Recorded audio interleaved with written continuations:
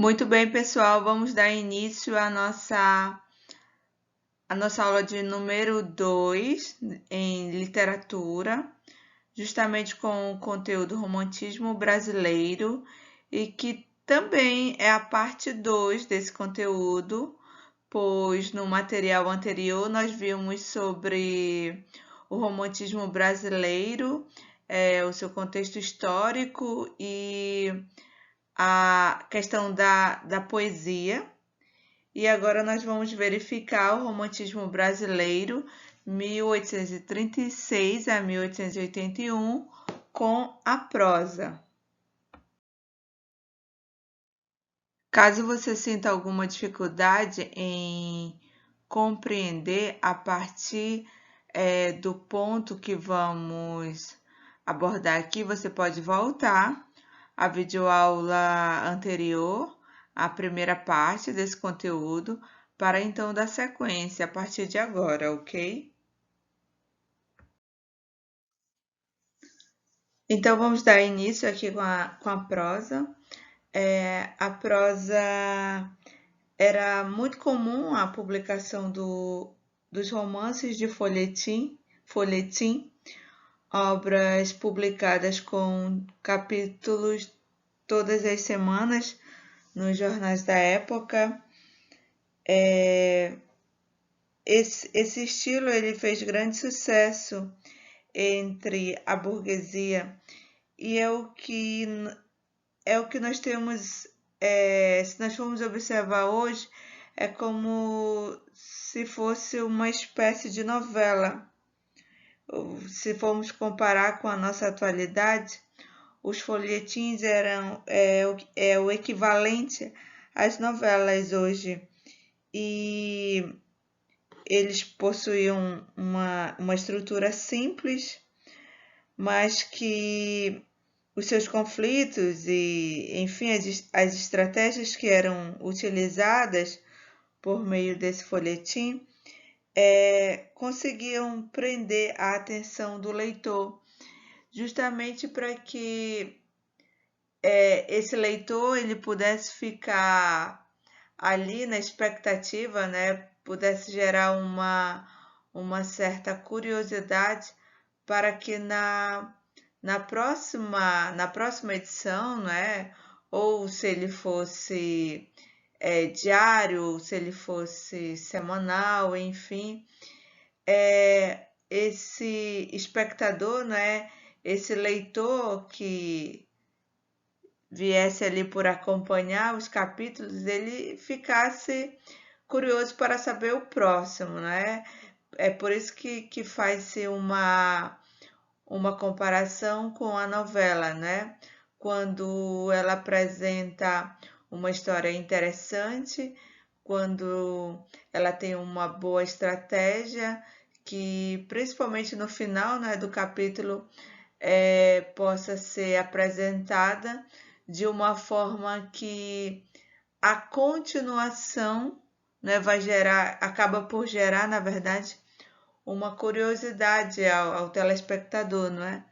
Assim era o folhetim.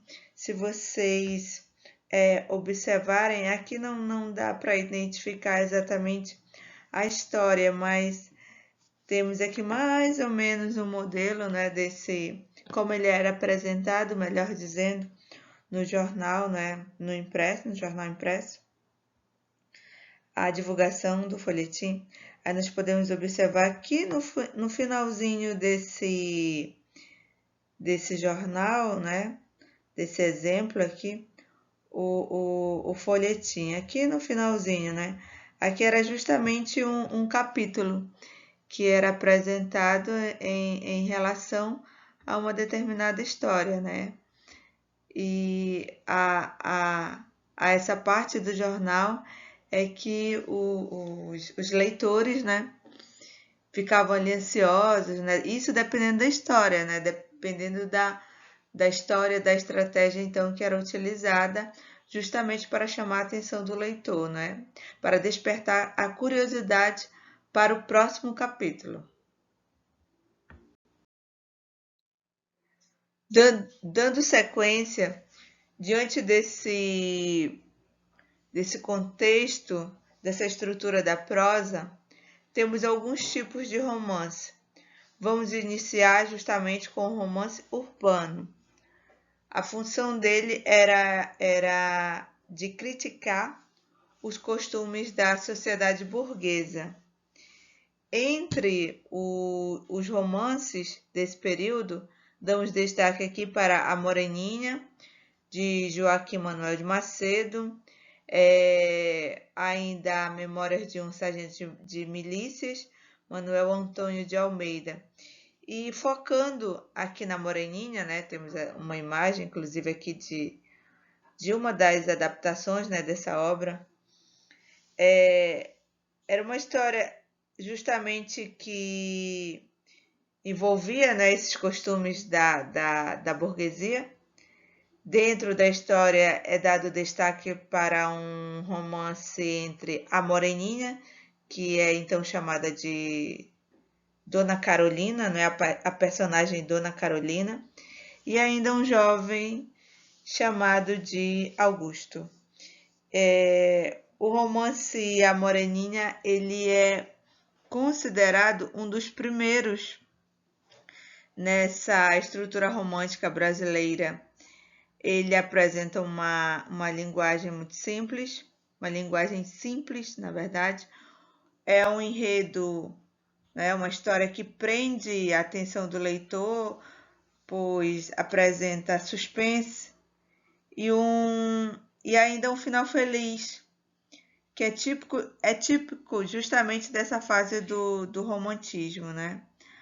A obra ela apresenta um cenário da alta sociedade carioca, ali em meados do século XIX, e o autor, né, Joaquim Manuel de Macedo, ele ganhou espaço na corte carioca, pois essa obra ela acabou por cair no gosto do público.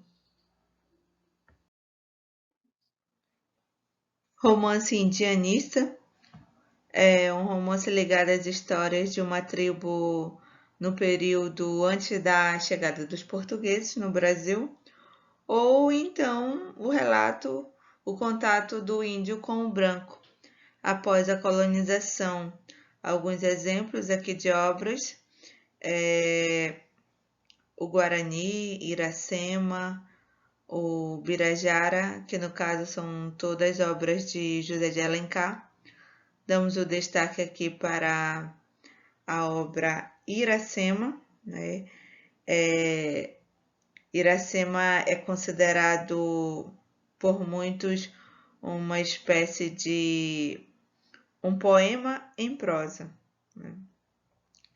Ela narra justamente a história, perdão, de uma índia tabajara, né, que no caso é a Iracema, que se apaixona por um colonizador europeu, que é o Martim, e além de contar, né, de apresentar a história triste de Iracema e de seu amado, também o livro traz como assunto a história da fundação do estado do Ceará e ainda uma questão de ódio entre as nações Tabajara e Pitiguaras, que eram aliados dos franceses e portugueses.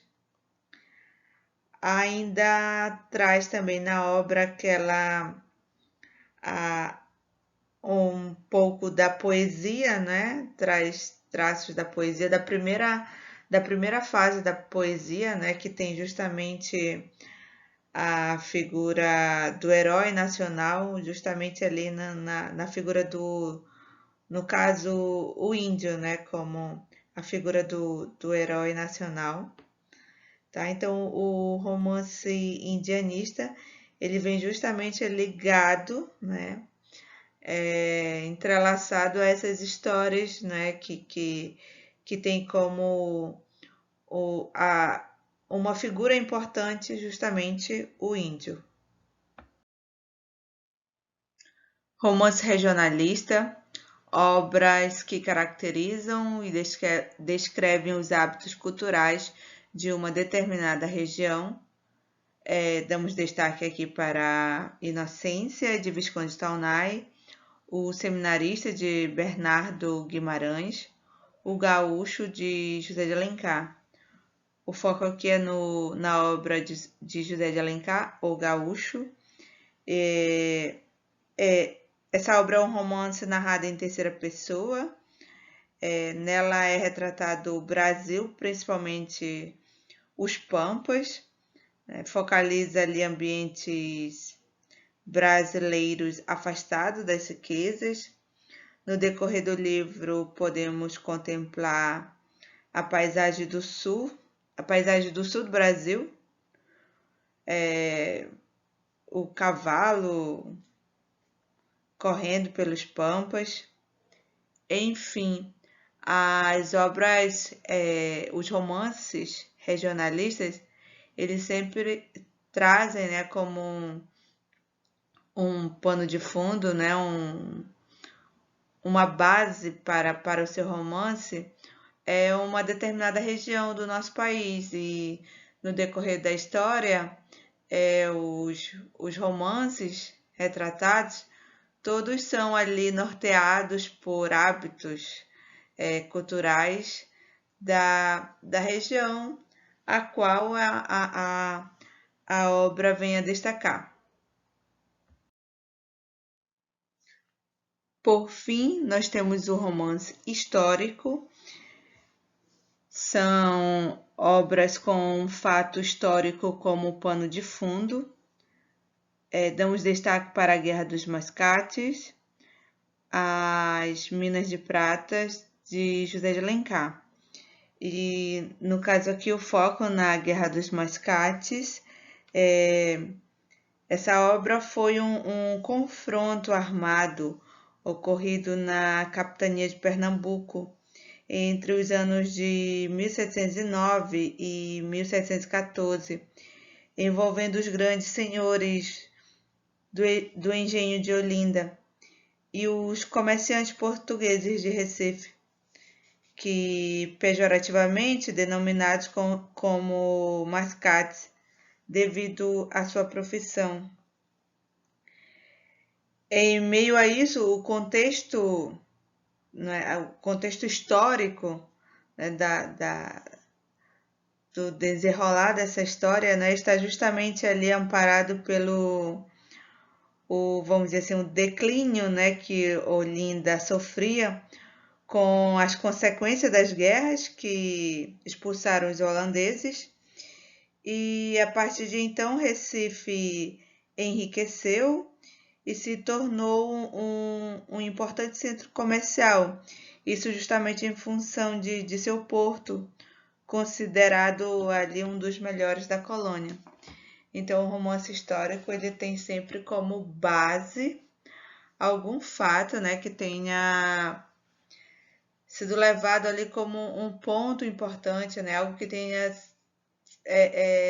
se tornado ali história de um determinado lugar. E aqui então nós encerramos o nosso conteúdo Romantismo Brasileiro.